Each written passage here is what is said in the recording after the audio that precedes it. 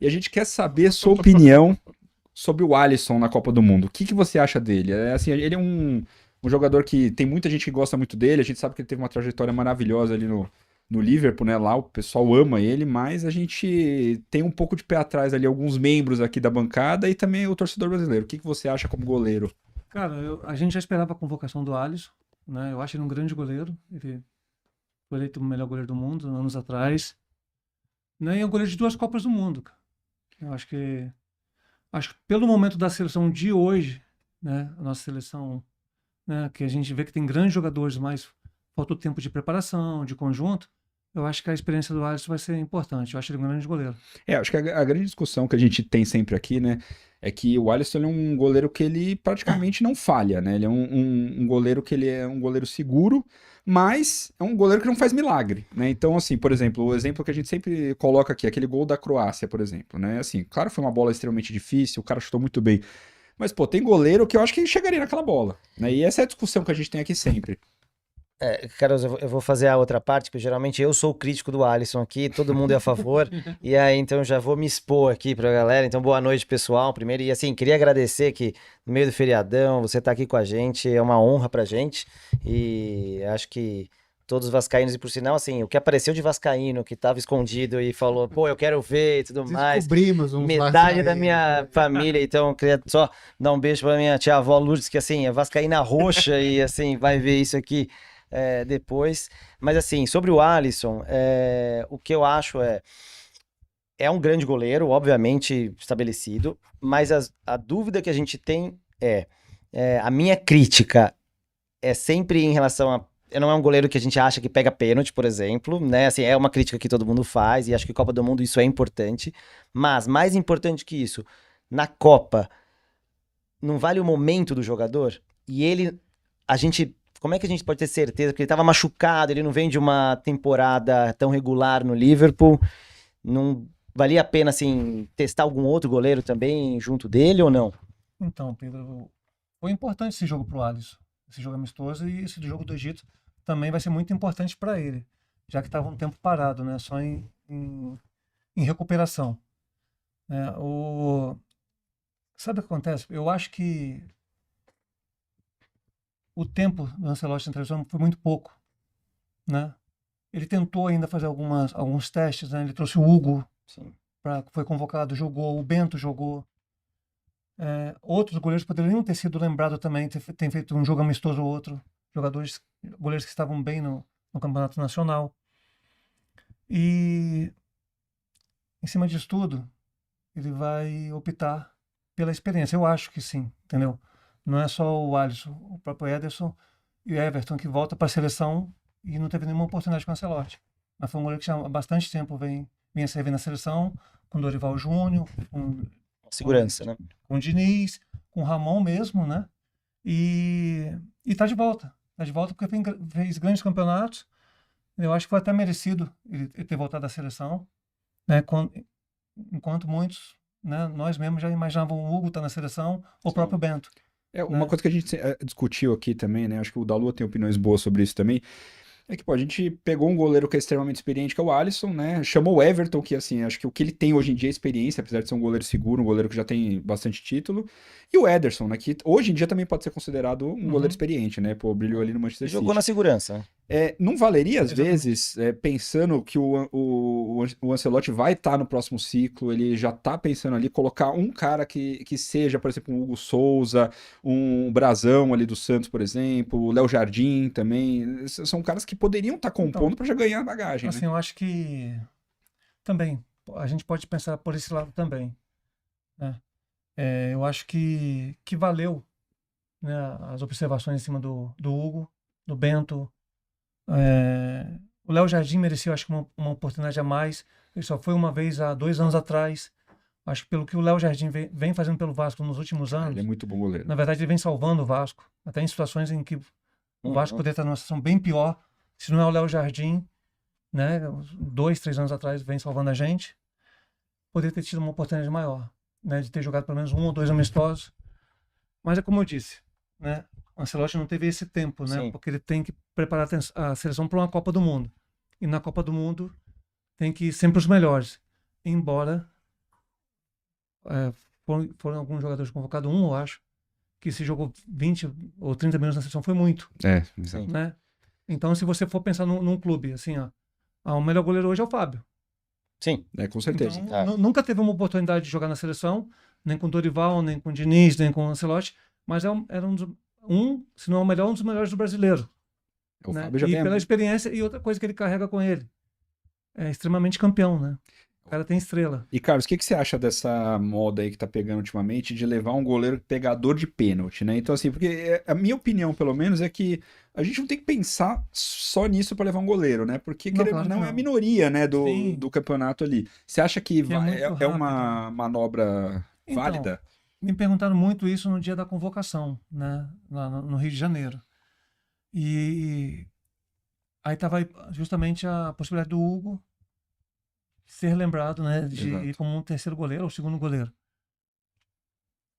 Já que você tem a possibilidade, né, e tem a condição de ter um Hugo que é pegador de pênalti, acho que você tem que jogar com todas as suas armas. Exato. Né? Então, se você partir desse princípio. Mas é muito curto, né, como foi bem dito, né? Assim, e pode acontecer, a Copa do Mundo acontece, principalmente quando chega no mata-mata, ali muitos jogos de penalidade, né? É que é difícil manejar, né, num grupo. Você chega ali numa decisão de pênalti, né? Aí você pega e vira pro Alisson e fala assim: Alisson, vamos fazer o seguinte, agora você senta ali no banco, você que jogou todos os jogos, vamos pôr o Hugo que ele pega a melhor pênalti, né? É difícil gerir um pouco, né? A Holanda fez isso, acho que em 2014. Então, foi isso, foi uma novidade para todos nós, né? Sim. A não ser que isso esteja sendo preparado sistematicamente, né? Eu acho que tem que ser. Também. O jogador tem que ir lá sem orgulho, vamos dizer assim. O cara tem que ser bem estabelecido. É igual, vou dar até um exemplo. Se o Neymar for lá e o Ancelotti falou, ó, você vai entrar no segundo tempo. Eu acho que ele tem que acatar e falar, beleza, entendeu? Tudo é questão de sentar e conversar, né? Já que existe a possibilidade, Alisson, olha só, se acontecer, né, faltando 3, 4 minutos, Sim.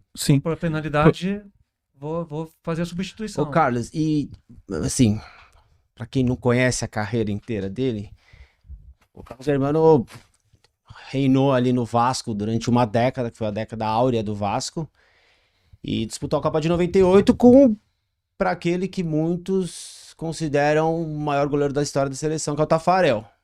Né? Tem o Gilmar de Santos Neves e tal, mas o Tafarel tem uma história inegável. E muitos jogadores e ex-goleiros falam que o Tafarel era um cara extremamente técnico, assim, né? Ele não era muito espalhafatoso, mas extremamente técnico. Jogou 94, jogou 98. E ele tem uma história no futebol que acho que pouca gente conhece, assim. Por exemplo, o Buffon da Itália, ele fala assim, o ídolo dele era o Tafarel. Porque quando o Tafarel foi campeão em 94, ele tava no Parma. E o Buffon era júnior. E de repente fala assim, cara, campeão do mundo, joga no meu time e tal, não sei o quê. E pouca gente sabe disso.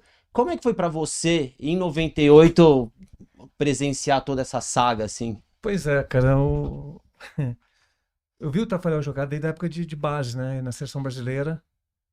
E sempre foi uma inspiração, acho que pra uma geração inteira, né, nossa de goleiro, né, aqui no Brasil. E você citou o Buffon, imagina, se o Buffon falou que se espelhava no cara... Isso eu pensei que não. Eu tive o prazer de treinar lado a lado com o Tafarel. Eu joguei contra ele, né, algumas vezes, quando ele voltou para o Atlético Mineiro.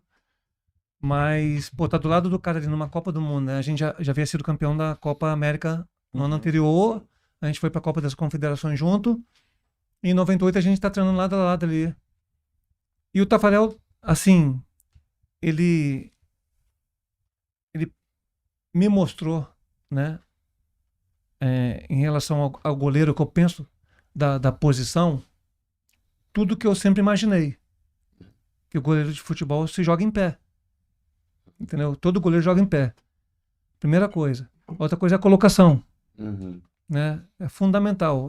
Tem que ser rápido, tem que ser isso, tem que ser... Não. A colocação pro goleiro é fundamental. Então, um goleiro bem colocado, ele não faz força para praticar defesa. O Tafarel é esse cara. Tanto é que você vê umas bolas que ele defendia que ele quase só deixava a bola bater na mão dele e ir embora. É lógico, uma necessidade de outro fazer uma defesa, que tem que pular na bola. Mas o cara jogava em pé. Então eu sempre cresci acreditando que esse é a escola, né? E quando você tá do lado do cara, você vê o cara jogar, e é isso mesmo. Eu sempre pensei para mim que teria que ser dessa forma. Eu acho que eu escutei muitos anos atrás alguém falar para mim assim, o goleiro joga em pé. E você viu isso no Taffarel. Uhum. Fora a parte técnica dele, né, tempo de bola, velocidade, né, liderança técnica também dentro de campo. E o cara joga em pé. Você não vê o cara cair toda hora, não. Ele tá sempre bem colocado, a bola tá sempre no raio de ação dele. Comparando o grupo, assim, de 98, e aí já voltando um pouco, um jogo emblemático da Copa de 98, que muitos falam, foi aquele Brasil e Holanda. Uhum. E, cara, eu tinha 15 anos na época, assim, e assim, começou a passar perfilado Holanda, você falava, cara, tipo, esses caras... Porque assim, mesmo em 94, os adversários do Brasil eram caras que respeitavam, ficavam com o freio de mão puxado. Cara, quando o Brasil pegou a Holanda em 98, você sabia, falei, cara, esses caras não têm medo do Brasil, cara. Esses caras têm 6 titulares do Barcelona, tem um tal, esses caras vão pra cima do Brasil. Ao mesmo tempo, eu lembro exatamente, aí quando passou perfilado o Brasil, cara, aí você falou assim, não, cara, tipo, a gente tem uma galera que aguenta o tranco aqui. Aí passou o Taffarel, passou o Rivaldo, passou o Ronaldo, e foi uma, sei lá, uma batalha ali, tipo, trocação Jogaço, de né? chumbo, assim. Jogaço. Como foi pra vocês que estavam no banco vendo aquilo, assim, vendo que os caras, esses caras não estão com medo da Foi o gente. jogo da Copa pra gente ali, né, Foi. cara? Assim, uma semifinal, você pega uma Holanda, o jogo termina empatado e vai pros pênaltis, né? Uhum. Mas aquela tensão o tempo todo, né, cara? A gente faz um gol e toma um gol, né? E a Holanda chega ao empate. E bola toda hora na área. A gente tem uma seleção brasileira que é praticamente a base de 94, com grandes jogadores, com o Ronaldo na frente. A gente só perdeu o Romário, porque estava lesionado e não continuou com a gente. Mas Taffarel, Dunga, Aldair, Sim. então Leonardo, né? Um timaço, cara, timaço. E Quando o Kluivert empata aquele jogo, Caraca, assim, aí pá, você quer falar, um gelo, né, cara? e aquela bola tava o jogo inteiro sendo desenhado e se segurando, tava Mas aos era, 40 do segundo tempo. mas era uma jogada forte da Holanda, Sim, né? A muito. bola aérea deles era muito forte, cara, muito forte. E aí pênalti, né? E aí o Taffarel vai lá e decide pra gente, né? Mais uma vez. Hoje a gente vive numa era digital, então a gente tem, se você quiser ver o campeonato da Índia, você assiste, o campeonato da China, você assiste, né? E na época, na decisão de pênalti, como que era essa questão de scout? Você tinha um estudo aprofundado de, putz, esse jogador ele bate para um lado, esse aqui bate para o outro, o goleiro ele espera o atacante. Como que era nessa época para decisão de pênalti? Vocês treinaram isso exaustivamente ou era um pouco menos treinado igual hoje em dia? Não, se treinava sempre por saber que existia a possibilidade de alguns jogos terminarem empatados e você ir para as penalidades. Sempre o professor Zagallo, no final dos treinos, né, fazia algumas cobranças de pênalti, né? Sempre fazia. E o que a gente tinha mesmo era justamente o estudo, né, do staff. Hoje você tem muita facilidade, né? Hoje é muito Você fácil, pegar né? tudo, né? Então, mas a gente tinha sempre o estudo para saber quais os cantos de segurança de cada batedor. Geralmente o cobrador de pênalti ele tem seu canto de segurança. Né? De 10 pênaltis ele bate 7 praticamente no mesmo canto. E a gente leva isso para campo. Né? É um meio da gente também poder jogar com o atacante na hora da penalidade máxima. E a estratégia do goleiro nesses casos é ir para onde tem a maior estatística do cobrador ou assim, Geralmente, aquele feeling mas na você hora? tenta jogar com ele na hora ali, né? No mano a mano, né? É muito tenso. O Valdir Pérez dando aquele tapinha no maluco só pra provocar. Ou seja, Tem- naquela tem época... uma série de lendas na hora, né, contadas por quem não tava lá dentro, que tem um lance assim, se você olhar pra cintura do cara, você sabe pra onde vai chutar, Pro joelho do O goleiro. braço, né? Se pra estica que pra lado lá. que ele apoia, ele fica em relação à bola antes de correr. É verdade, isso é Então, tem muita coisa, né? Que é passada, né? O negócio do movimento na hora que ele posiciona o pé de apoio dele no chão, você ter uma noção para que lado ele vai ter a força para te deslocar no gol. O goleiro tem a manha de fazer que vai para um canto e vai para o outro, né? Ou jogar com ele também ali nesse sentido. Então é um tentando entrar na mente do outro É para um xadrez. estabilizar, exatamente. Estabilizar o cobrador ou o próprio goleiro, né? Também. Mas aí naquela época já existia então a toalhinha com a folhinha lá, falando os cantos que tem em cada um, porque isso viralizou no Mundial de Clubes. Acho que foi o Flamengo, foi o jogo do Flamengo, se não me engano, outro foi do PSG. a garrafa também, É, né? na garrafa Uma ali. coisa, eu vou dar um exemplo simples aqui que aconteceu comigo e foi importante, que nesse caso a gente foi tricampeão carioca. a gente jogou um jogo contra o Botafogo no Maracanã e o Roberto Cavalo jogava pelo Botafogo, né?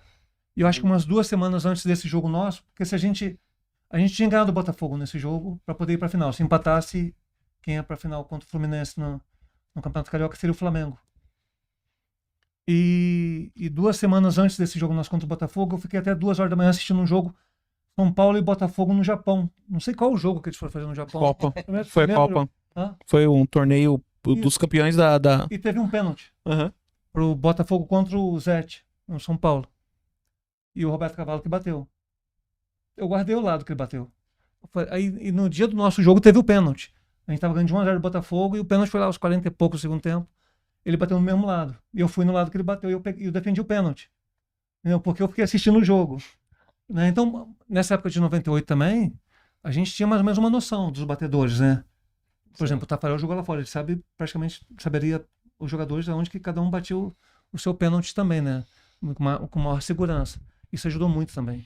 Resumo, não tem nada dessa história de loteria, então.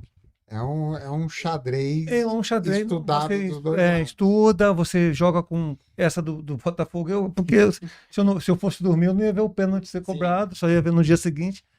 Mas é assim, eu na época que eu jogava, eu escolhi um canto. Né?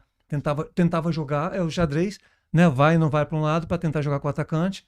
E escolhi o lado. Mas depois dos estudos, né? Você observar, ver os jogos, né? Facilita demais. Mas tem o goleiro que estuda o atacante, mas tem o atacante que estuda o goleiro também, né? Também. Como que foi a preleção do Zagallo pra aquela final com aquele problema que... Bom, ninguém sabe, realmente só vocês que estavam lá dentro, Uhum. o que aconteceu com o Ronaldo. Como que foi a preleção do Zagallo? Porque assim, pra gente, assistindo pela televisão, tipo, começa a transmissão oficial, tá o Edmundo. De repente, passa um papel e fala, não, é o Ronaldo que vai jogar. Como que foi aquele... Teve o problema do Ronaldo na concentração, né? À tarde, eu acho que foi umas 2 ou 3 horas da tarde que aconteceu esse episódio do Ronaldo. E o Ronaldo foi pro hospital. Quando a gente vai pra reunião, eu tava dividindo o quarto com o Dida, né? O Dida chega pra mim, poxa, mano, o Ronaldo passou mal, tá no hospital. Acho que ele não vai jogar. E a gente vai pra reunião com o Zagallo, ele reuniu o pessoal, falou da situação do Ronaldo, né? Tava no hospital, em cuidados, né? E na preleção dele, ele falou que quem vai substituir o Ronaldo vai ser o Edmundo, né? E a gente parte para Paris assim, né? Com o Edmundo como titular. Mas a pressão muito técnica e tudo mais, mas só com essa mudança do Edmundo com o Ronaldo. E a gente vai para Paris. Quando a gente chega no vestiário, que a gente começa a trocar de roupa, o Ronaldo entra dizendo que ia jogar. Aí o Zagallo falou que não, que ia primeiro conversar com ele e com o pessoal dos médicos. técnica. Né? Técnica e os médicos, né? E foi o que aconteceu.